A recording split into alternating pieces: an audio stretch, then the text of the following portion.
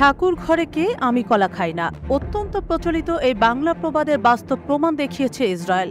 ইরানের প্রেসিডেন্ট ইব্রাহিম রাইসির মৃত্যু নিয়ে এখনও সরাসরি মুখ খোলেনি ইসরায়েল। তবে অনানুষ্ঠানিক কিছু সূত্র স্পষ্ট করেছে যে ইরানের প্রেসিডেন্টের এই দুর্ঘটনার পেছনে ইসরায়েল কোনোভাবেই সংযুক্ত বা জড়িত নয়। এটি নিছকই একটি দুর্ঘটনা। প্রতিকূল আবহাওয়ার কারণে ইব্রাহিম রাইসিকে বহনকারী হেলিকপ্টারটি বিধ্বস্ত হয়েছে। এতে ইসরায়েলের কোনো হাত নেই। একই গোয়ালের গরু পশ্চিমারাও এই দুর্ঘটনা নিয়ে একই কথা বলছেন। পশ্চিমাদের মতো ইসরায়েলও মনে করছে প্রেসিডেন্ট ইব্রাহিম রাইসি এই হেলিকপ্টার দুর্ঘটনায় নিহত হয়েছেন।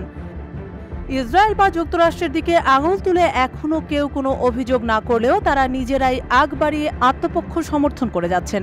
এদিকে ইব্রাহিম রাইসিকে বহনকারী হেলিকপ্টারটিও ছিল যুক্তরাষ্ট্রের নির্মিত। এই বিষয়টিকেও সন্দেহজনকভাবে দেখছেন অনেকেই। বর্তমানে সমগ্র মুসলিম বিশ্ব জুড়ে চলছে শোকের মাতম। গতকাল এক গুরুতর হেলিকপ্টার দুর্ঘটনার কবলে পড়েন ইরানের প্রেসিডেন্ট ইব্রাহিম রাইসি ও পররাষ্ট্রমন্ত্রী হোসেইন আমির আবদুল্লাহিয়ান সহ আরও কয়েকজন নেতাকর্মী।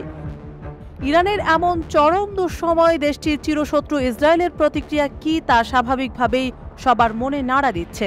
ইসরায়েলি সংবাদ মাধ্যম ওয়াইনেট নিউজ আজ এ বিষয়ে এক প্রতিবেদন প্রকাশ করেছে। প্রতিবেদনে বলা হয়েছে, রবিবার ইরান থেকে আসা হেলিকপ্টার বিধ্বস্তের খবরগুলো ইসরায়েল নিবিড়ভাবে পর্যবেক্ষণ করছে। এদিকে এ দুর্ঘটনায় ইরানের অভ্যন্তরীণ পরিবর্তন ছাড়া ইসরায়েলের উপর কোনো প্রভাব পড়বে না বলে জানিয়েছেন ইসরায়েলের ঊর্ধ্বতন কর্মকর্তারা। কারণ ইসরায়েলের ব্যাপারে সিদ্ধান্ত নিয়ে থাকেন ইরানের সর্বোচ্চ নেতা আয়াতুল্লাহ আলী খামেনি।